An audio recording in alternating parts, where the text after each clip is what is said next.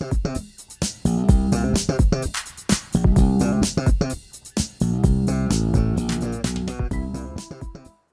welcome back to the East County Sports Report Basketball Playoff Edition with Dave Dickens. I'm Ramon Scott. Dave, the boys' action begins on Wednesday night. This podcast is coming out just right before those games, and we'll try to prognosticate a little bit going along as the teams try to advance through this first round and get into the quarterfinals. And of course, Foothills Christian, the number one ranked team in the county, tops in the open division, and their chances we'll cover in just a moment. But Dave, you have some news to report in regards to the East County Sports Players of the Week for boys basketball this season. Yes, as a matter of fact, just a few to come out of the Grossmont Hills, and of course Mount Miguel. A lot of talent this year, and this was a quote from longtime head coach John Singer. He said, hands down, Marquise Edwards. He said that should be the player of the year. I'm just quoting John Singer. Thank you for that quote, by the way, John. Great season for Helix. Marquise Edwards, also Mr. Dunbar from Helix themselves. Maurice Holmes has been money. Steel Canyon, Grant Childs has been phenomenal this season. Nathan Barnett, as we also know, was great behind center for football this season. Grossmont Foothillers don't have a whole lot of information, but Michael Rodriguez seemed to be pretty talented this season. West Hills, of course, hands down Michael Tota and Kyle Dobbins. Valhalla over there, Jordan Gaines definitely was impressive.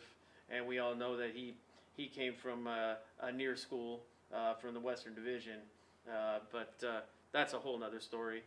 Yeah, and some other guys I know you've thrown in there, and they'll get their awards, but Dominic Safarda of Valhalla, and also Jake Fitzner of El Capitan, McKay Roberts of Granite Hills, and Randy Tucker of El Capitan. Some more worthy recipients of your award. And Dave, you got a great patch there. Boy, this is way better than a t-shirt. They got a patch for their Letterman jacket, and they can put it on their sleeve with a breastplate, and man, that's just spectacular. What an award and what an achievement for all those athletes. So, Dave, let's get right into the action.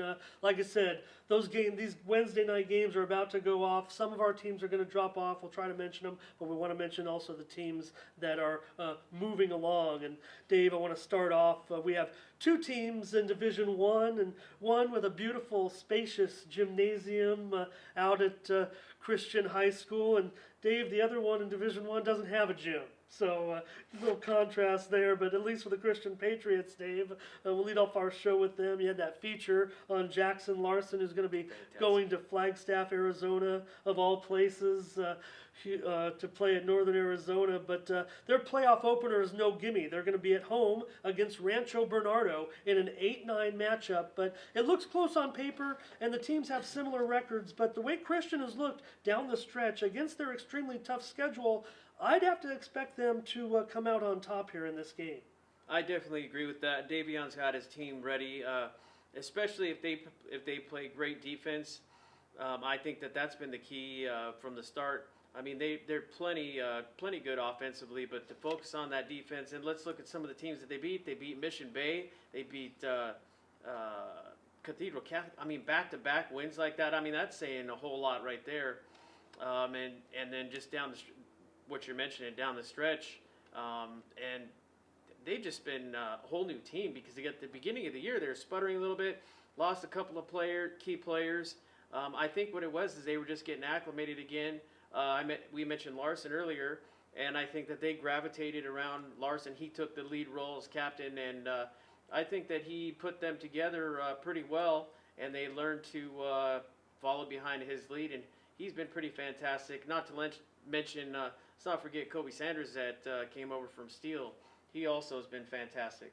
Yeah, Dave, the other team in Division One, the Helix Highlanders, and you could write a book about what's happened to this team over the last year plus, and what better way to write a chapter on some kind of playoff run as we've seen from this program before. But fill us in on where everything stands, Dave. We know that Coach Brennan Cassidy was going to take over for legendary coach John Singer this year, and Sings was ready to retire from coaching and concentrate on his health. Then Cassidy got a terrible, life-threatening illness, and force things back onto the bench. And guess what? Athletic Director Jamin Chase comes to John and says, by the way, you won't have a gym this season. We're refurbishing it. All your games are on the road.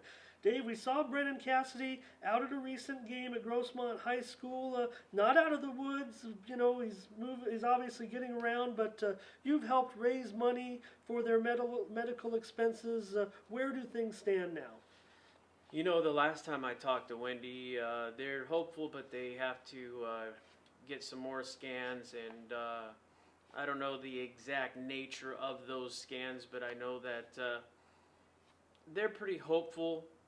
And everybody is rallying to see the county rally around them and all the support that they've gotten. I mean, even on the GoFundMe page has been just phenomenal. I'm very impressed with how many people really care about this family.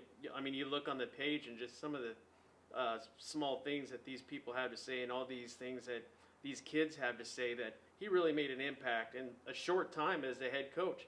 And then for John Singer to have his own health issues and to step in like that, you know, like you said, he was going to be retired, and to step in there and to bring a young team like this together with all these issues happening for the Helix Highlanders. I mean, we've seen the same thing happen a little bit down the street at Granite Hills. I mean, we got the same thing going on over at Helix, but you know what? It's going to be a Cinderella story, I think. I think Helix is going to put together some wins. I think they're going to surprise some people, and they could be there at the end. Well, Helix is in a tough game with La Costa Canyon on Wednesday. They should win. It's going to be a tough one, though, because they have to go on the road, like we mentioned, and then they would have to face 9th-ranked Montgomery High, which has just 3 losses this season. So a great job for the Highlanders. All those juniors are going to be excited when they come back to a refurbished gym next season. In Division II, the Mount McGill Matadors host the Otay Ranch Falcons right here at Mount McGill High School on Wednesday night. The Matadors, they're expected to win this 6-11 matchup, but some other local experts are calling it that it could be closer than it looks on paper. Should the Matadors get that win, they would travel to face a tough Carlsbad team. That would be a rematch of that incredible 3-overtime section championship game last season. Let's hope we get to that point.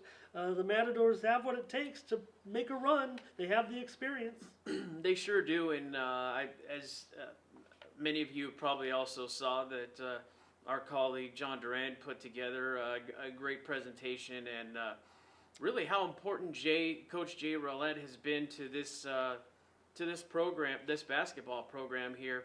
We always hear about, and don't get me wrong, Robbie has been fantastic. I mean, 19 league titles is, who does that? But I want to also mention that Coach Jay Roulette has also been doing a fantastic job with this boys program, and you know, really emphasizing the idea of winning and the hard work that he puts in with them, the time he takes with these kids, and really takes them under his wing personally and takes them in like his kids. You know, I'm just really impressed with the Mount McGill program as a whole when it comes to athletics this season. So just a shout out to Jay for the great program he's put together once again with these juniors. Well, and also in Division II, we'll mention those mysterious Grossmont Foothillers. They were the number 16 seed and were at top seeded Rancho Buena Vista on Wednesday night. In Division III, the record-setting Valhalla Norsemen, they're the number 2 seed and represent the East County's strongest chance for a CIF championship outside of the Open Division. And with the competition in the Open Division, who knows? But the Norsemen could face 3rd-seeded Del Norte or maybe 6th-seeded Ramona in the semifinals. The Grossmont Valley League champions set the record for most three-pointers made in a single season. Dominic Safarda, Jordan Gaines, Evan O'Neill. These guys can light it up from downtown. If they get cold, that's a problem. But right now, they're red hot. Orange hot. Yeah, you know, it's very impressive to see something like that happen, since a lot of those athletic programs have struggled as of late, and to have one of them coming up like that, I'm sure that's really given the school as a whole and the athletic program really a heads up, and they do have the most legitimate shot out of most of these teams, with the exception of the Open Division, of course. Yeah, well, also in the bracket are Santana and a team which handed the Norsemen only one of their three losses, and that's the Granite Hills Eagles. Both the Sultans and the Eagles are pretty big underdogs. Dave, you were at that game that Granite beat Valhalla, so does Granite Hills have the chance of upsetting San Diego High School and junior star A.J. Bergen? I absolutely think they do. I think that they're another team that, like the Santana girls, they started off and I don't know, it was 0-6 or 0-7, but they were having a tough time even getting into the win column. And towards the end of the stretch, they started knocking off some teams. Even a underrated Monte Vista team that they knocked off on senior night, but knocking off Valhalla. I mean, these guys are pretty good, and I think that they're actually underestimated. I think Dan Duffy, in the 2 years that he's been there, has really done a fantastic job with this program, and I think that they're going to go through this first round with flying colors. Interesting. In Division 4, the El Capitan Vaqueros were set to face Victory Christian Academy in a tough 8-9 matchup. They had some unexpected events happen this season at El Capitan, but they're in an interesting spot against an interesting team, with the winner meeting top-seeded Southwest High of San Diego. Yeah, that's boy, that really is an interesting thing that happened over at El Cap. You know, great friend of ours, Jeff Bigford, and I wish him all the best. I believe he's over at San Diego High now, but we all knew that he'd find a program right away because he's one of the better coaches out there in San Diego County. And underestimated kids like Jacob Fitzner, I mean, he's just been money. When it comes to the long shot, the three-point shot, rebounds, I think he's always underestimated, and he's got the height, he's got the strength. And then let's not forget also Mr. Harrison. You know, he's not the biggest guy in the court, but he is pretty quick, and I'll tell you what, he's lightning quick, and he'll put up a couple of buckets too if you don't watch out. Now, the El Cajon Valley Braves were also in a very interesting matchup. However, it was on the road at Calexico in a 7-10 matchup on Wednesday night. Obviously, the Braves have a player capable of leading his team to an upset victory in senior Davion Rogers. The Braves win that one, they would have to likely play a tough team in Mount Carmel. Yeah, that is a fact. It's going to be a tough road for the El Cajon Valley Braves, but I will say that Scotty James out there has really got this program together, and you know, having a player like Davion, he has just been fantastic. Mr. Rogers it is his neighborhood. That's all I got to say is the things that he does on that court. A lot of the other players in the Grossmont League can't do.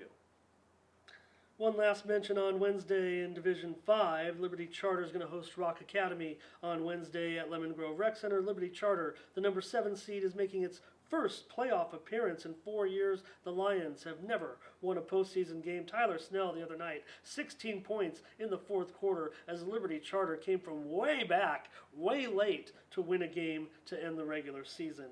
Finally, the Foothills Christian Knights, the highest ranked team in the East County. They're currently ranked number 1 in the county, number 1 in the power rankings. All the other teams have taken their hits, taken a tumble. Foothills Christian survives the rat race, but they're still got to beat all those teams if they're going to win the Open Division. They'll open the the Open Division playoffs against San Marcos. Foothills Christian is on a roll, having won 10 straight games. Derek Carter Hollinger, he could be the East County Player of the Year. He's headed to the University of Montana. Also, Yassine Garam, both those guys were first-team All-League choices that just came out. Jaron Nafaretti was a second-team All-League choice. Probably a first team in any other league, but that league is so tough. You think Foothills Christian can win it all, Dave? It's a tough road. They got a lot of tough teams to be facing, but they are healthy, and they got some superstars, but I really am hopeful for them, but I think it's a tough road, and if they do that, they're going to be very impressive. There's going to be some great Open Division basketball if that's what you're a fan of, and that's going to take care of it here on the boys' side. For Dave Dickens, I'm Ramon Scott, and thank you for joining us on the East County Sports Report.